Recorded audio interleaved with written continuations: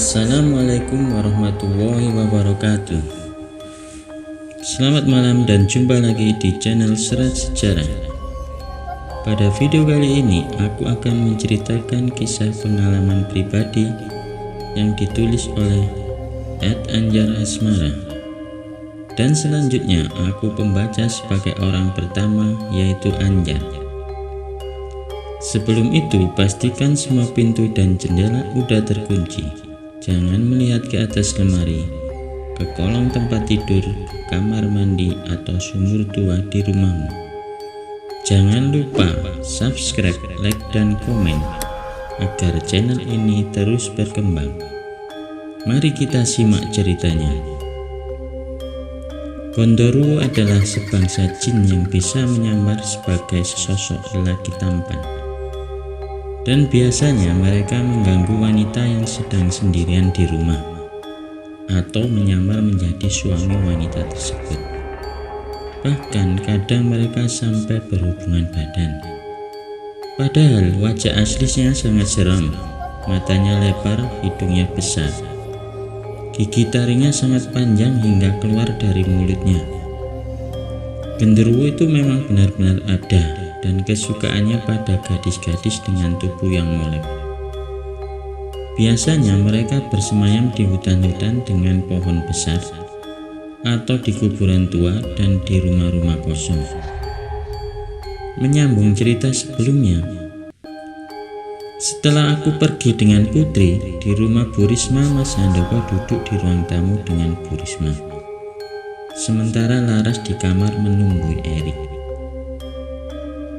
Bu Risma harus jujur pada saya, kenapa semua ini terjadi. Dan jin itu pernah bilang ke Anjar kalau ini adalah dendam masa lalu. Maksudnya apa ini, Bu? Bu Risma pasti tahu, kata Mas Handoko. Iya Pak Ustadz, ceritanya berawal begini. Kira-kira hampir 25 tahun yang lalu, waktu itu seperti biasanya, setiap menjelang sore hari Elis mandi di sungai dengan Saski. Elis gadis cantik molek, anak ibu Aminah. Rambutnya panjang dengan kulit kuning langsat, mata lebar dan lentik. Hidung mancung dan dengan tubuh molek sintal dibalut kain kemben dan bawan batik. Dia gadis desa yang sempurna. Sore itu, Elis terlebih dulu menghampiri rumah Saski. Saski, ayo berangkat, kata Elis. Ya bentar ya, kamu jadi mandi di sungai. Ya jadilah, ayo kita berangkat. Saski adalah gadis dengan kulit sawo matang lebih pendek dari Elis. Rambutnya hitam dan lurus, wajahnya sangat manis. Setelah beberapa saat mereka berjalan melalui persawahan yang asri, akhirnya Elis dan Saski sampai di sungai, tempat biasa mereka mandi dan mencuci pakaian. Seperti biasa, sebelum mandi mereka mencuci pakaian terlebih dahulu. Tanpa mereka sadari, sebenarnya dari tadi ada yang memperhatikan mereka dari balik pohon beringin di seberang sungai. Dan tiba-tiba, sek, suara daun bergoyang. Sas, suara apa tadi, kata Elis. Suara apa, aku nggak dengar, kata Saski. Suara daun yang terinjak dari pohon di seberang tadi. Ah, masa ada yang mengintip kita? Kalau ketahuan akan kulaporkan ke Pak RT biar tahu rasa, kata Elis. Kemudian Elis melanjutkan mandinya. Elis membuka seluruh pakaiannya sehingga terlihat jelas seluruh bentuk tubuhnya yang seksi, dengan belahan dada montok dan pinggul yang seperti gitar Spanyol. Dan terdengar suara terdengar lagi suara dari seberang sungai. Suara apa tadi, kata Elis. Ya, aku juga dengar. Aku jadi takut dan merinding, kata Saski. Ayo kita beresin cucian kita pulang aja, hari juga hampir gelap. Lalu mereka berkemas dan melangkah meninggalkan sungai itu. Karena penasaran, Saski menoleh ke belakang ke arah sungai.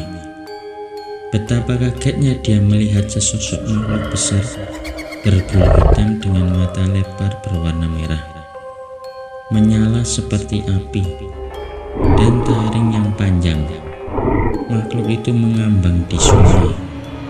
"Genderuwo," kata Saski sambil berlari sekencang-kencangnya. Melihat Saski lari ketakutan, Elis juga tanpa banyak kata ikut berlari sekencang-kencangnya. Hingga gak sengaja Elis kesandung kayu, tubuh Elis terhuyung-huyung hilang keseimbangan dan terjatuh. Kemudian dengan cepat makhluk itu menyambar tubuh Elis dan membawanya pergi ke dalam hutan. Dengan nafas tersengal-sengal, Saski memberitahu Bu Aminah kalau Elis itu diculik sama genderuwo. Dan saat itu juga Bu Aminah berteriak, "Tolong, tolong, putri saya hilang, diculik sama genderuwo, tolong!" Suara Ibu Aminah mengagetkan seluruh warga di desaku. Mereka berlari menuju rumah Bu Aminah sambil bawa parang, pisau, kayu pemukul, bahkan ada yang bawa senapan. Mungkin dikira ada maling. "Ada apa, Bu Aminah?" tanya Ustadz Samsudin guru ngajiku. "Putriku Elis tadi sore mandi di sungai dekat hutan larangan. Tiba-tiba hilang entah kemana." "Putri ibu mandi sendirian atau sama temannya?" tanya Pak Ustadz. "Mandi sama temannya, katanya diculik sama genderuwo. Di pinggir desaku memang ada sungai dekat hutan larangan. Biasanya memang anak gadis desa mandi di sana. Kata sesepuh desa, hutan larangan sangat angker. Dulu sering ada orang yang hilang di hutan itu.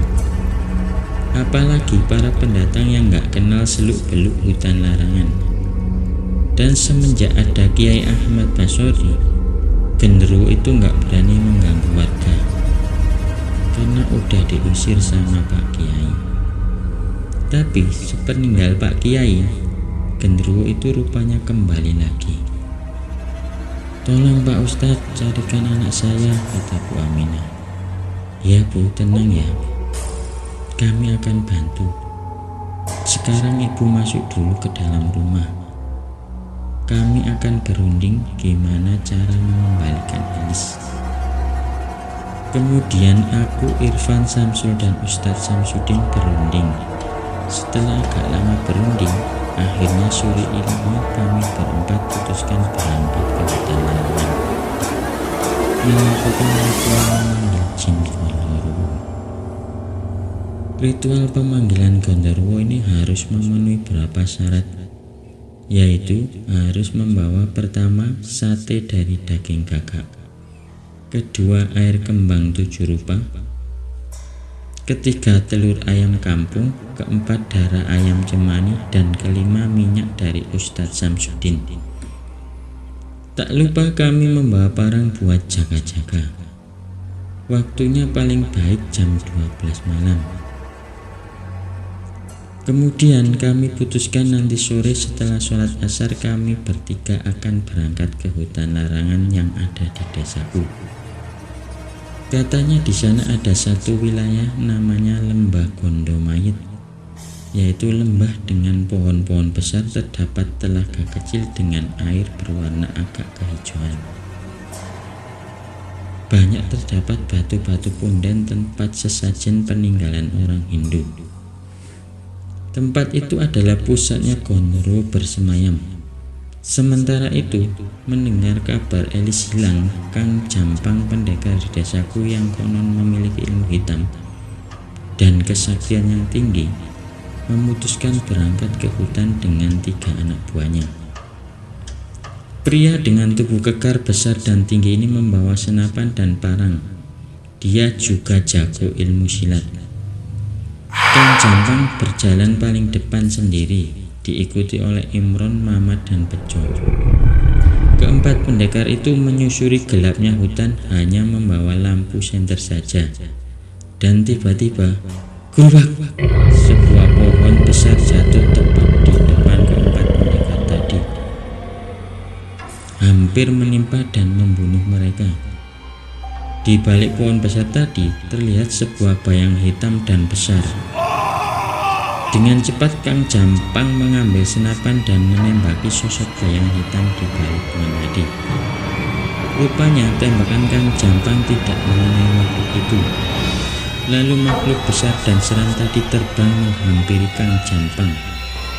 Dengan sekali ayun, tangan besar dengan kuku-kuku yang panjang dan tajam menarik kepala Kang Jampang hingga putus dari lehernya. Darah menyembur membasahi seluruh tubuh Kang Jampang yang sudah tidak bernyawa. "Lari!" kata Imron. Belum sempat lari, ketiga orang tadi terhempas ke tanah dengan kepala yang terputus juga. Darah menggenangi hutan angker itu. Sementara sore harinya di rumah Ustadz Samsudin. "Gimana Ciri? Udah siap semua?" kata Ustadz Samsudin. "Udah Pak Ustadz," jawabku. "Samsul udah siap persyaratan yang saya sebutkan tadi?" "Udah Pak Ustadz," kata Samsul. "Sebelum kita berangkat ke hutan larangan, sebaiknya kita ke makam Nyai Ahmad Basuri, minta petunjuk dan wasilah," kata Ustadz Samsudin. Sampai di makam Kiai Ahmad Basori, kami bertiga duduk bersila, bertawasul dan berdoa selama hampir 2 jam. Selama hampir 2 jam kami berdoa, kemudian tiba-tiba dari pusara makam Kiai Ahmad Basori keluar sebekas cahaya putih yang menyilaukan. Kemudian Ustadz Samsudin mendekati cahaya itu dan mengambilnya. Seketika cahaya silau tadi hilang dan berubah menjadi sebuah keris. Konon keris itu yang digunakan Kiai Ahmad Basori untuk mengusir jin buruk.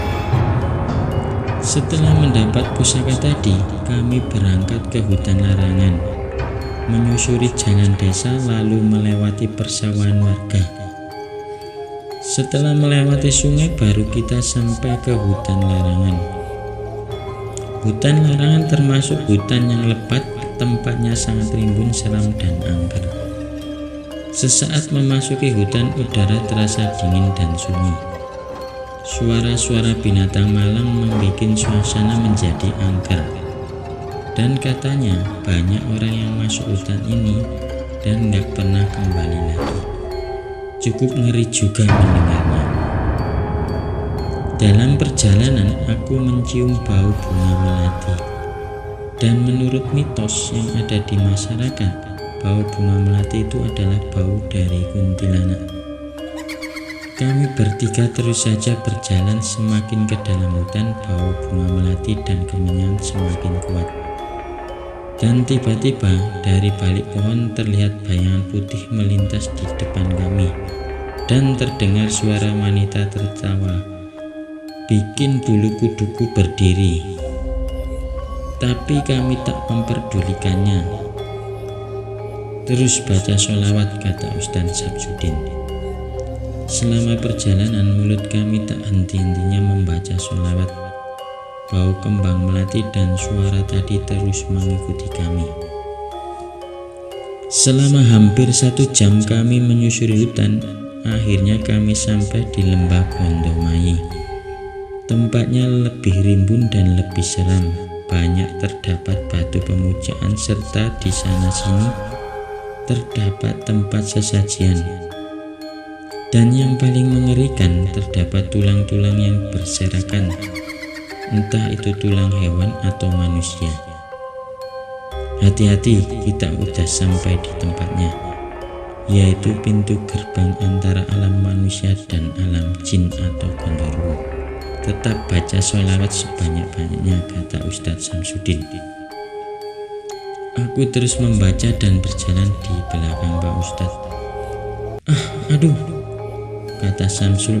Ada apa, kataku. Aku menginjak sesuatu. Penerangan lampu senter kuarahkan ke arah kaki Samsul.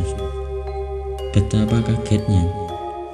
Ternyata Samsul menginjak tengkorak kepala manusia yang masih ada darah segarnya. Ada sekitar 4 tengkorak segar dan puluhan tengkorak yang udah lama. Astagfirullahaladzim. Kemudian Samsul berlari ke arahku. Berarti Genderuwo ini banyak memakan korban. Kita harus hati-hati, jangan sampai lali jiwa atau hilang akal, kata Ustadz Samsudin. Akhirnya Ustadz Samsudin berhenti di sebuah pohon yang paling besar di antara yang lain, dengan daunnya yang rimbun dan akar-akarnya yang panjang ke bawah. Kita berhenti di sini saja, karena kita udah sampai di pintu gerbang antara alam manusia dan jin. Dan moga-moga Elis belum dimakan sama genderuwo tadi, kata Pak Ustadz. Memang biasanya kalau wanita yang diculik kadang nggak diapa-apain, tapi kalau lelaki udah pasti dimakannya. Makanya kita harus hati-hati. Kemudian resratan yang kami bawa kami letakkan dekat pohon tadi, dan Pak Ustadz mulai membuat lingkaran yang agak besar mengelilingi pohon tadi. Di keempat penjuru kami letakkan lilin, kemudian garis lingkaran tadi ditaburi garam dan air kembang 7 rupa. Ingatlah kalian semua, jangan sampai keluar dari lingkaran ini, karena sangat berbahaya. Ini bawa parang ini. Pak Ustadz memberi aku sebuah parang dan tugas Irfan adalah memanggang sate tadi. Lalu Samsul bertugas menjaga api lilin tetap menyala. Kemudian aku dan Pak Ustadz duduk bersila di depan sesajen tadi. Ingat, makhluk astral ini sangat berbahaya. Dia tidak sendirian tapi sangat banyak. Tugas kamu Fajri, tetap ikut masuk ke dalam sana, ke alam jin bersamaku. Saat aku bertarung, kamu coba lepaskan Elis dari persembunyian jin tadi. Samsul menjaga api agar tidak padam. Irfan memanggang sate gagak tadi agar mereka mau datang. Usahakan aku sudah kembali sebelum api keempat penjuru tadi padam. Kalau tidak, maka binasalah kita semua. Kemudian aku dan Pak Ustadz membaca doa. Semua sesajen sudah siap. Kemudian Mamat mulai membakar sate gagak tadi, dan asap dari sate mulai mengapul. Lalu Pak Ustadz mengusapkan minyak ke hidungku. Seketika suasana menjadi gelap, dan angin bertiup dengan kencangnya. Dan tiba-tiba puluhan genderuwo yang dipimpin panglimanya yang memegang tongkat berkepala tengkorak mulai menghampiri kami dan mengepung lingkarannya Pak Ustadz buat. Seketika itu dengan bacaan dari Pak Ustadz, lingkaran tadi berubah jadi lingkaran api. Kulihat Elis dikerangin dari kayu dengan dijaga 4 genderuwo. Salah satu dari mereka berusaha terbang masuk dan menyerang kami, tapi akhirnya hangus terbakar karena lingkaran api tadi. Cepat kamu lumuri parang yang aku kasih ke kamu tadi dengan air kembang 7 rupa dan darah ayam, kata Pak Ustadz. Setelah kulumuri air kembang dan darah ayam, parang tadi mengeluarkan api yang menyala-nyala. Aku akan melawan pemimpin mereka. Kemudian kami keluar dari lingkaran api. Tak berapa lama, semua genderuwo menyerang kami dari berbagai arah. Tanpa banyak waktu kami dapat satu persatu dengan parang kami.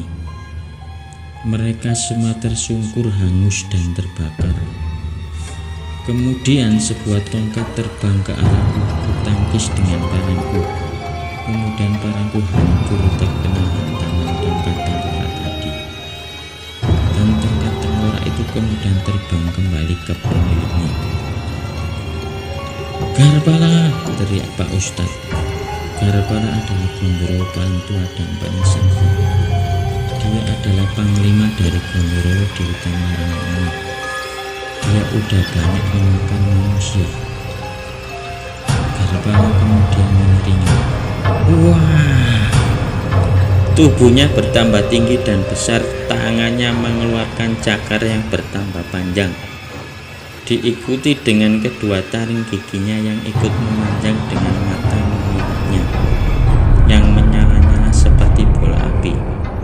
Ini genderuwo paling berbahaya. Lalu dia terbang dengan mengayunkan cakarnya ke arahku. Aku dalam kondisi tidak siap dan terpojok. Sedetik kemudian, terang! Cakar genderuwo itu bertatapan dengan keris Pak Ustadz, sehingga mengeluarkan percikan api. Untung aja ada keris itu, kalau tidak habislah aku. Kemudian Garpala dan Pak Ustadz sama-sama terpental. Lalu Garpala bangkit, terbang ke atas dan menuju ke arah Ustadz Samsudin. Cakar Garpala menembus dedaunan dan pepohonan sehingga apa yang terkena cakarnya hancur berkeping-keping.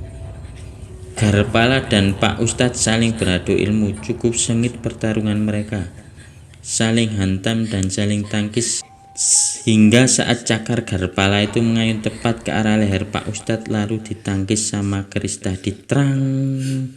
Lalu Pak Ustadz memutar ke belakang kemudian melompat ke atas, lalu menghujamkan keris tadi tepat di belakang kepala Garpala. Darah menyembur keluar dari kepala Garpala, lalu makhluk itu hangus terbakar. Seketika itu anak buah Garpala lari ketakutan. Kemudian aku melepaskan Elis dari ikatan tadi. Akhirnya dengan susah payah kami bisa membawa Elis keluar dari hutan larangan. Sementara di dalam hutan larangan, salah satu genderuwo menghampiri genderuwo yang sangat besar dan seram. Duduk di singgasana memakai kalung tengkorak dan di tangannya memegang tongkat dengan bulatan di atasnya yang berbentuk bulan sabit. Ada apa? Panglima Garpala telah dimusnahkan oleh penduduk desa. Siapa yang berani memusnahkannya?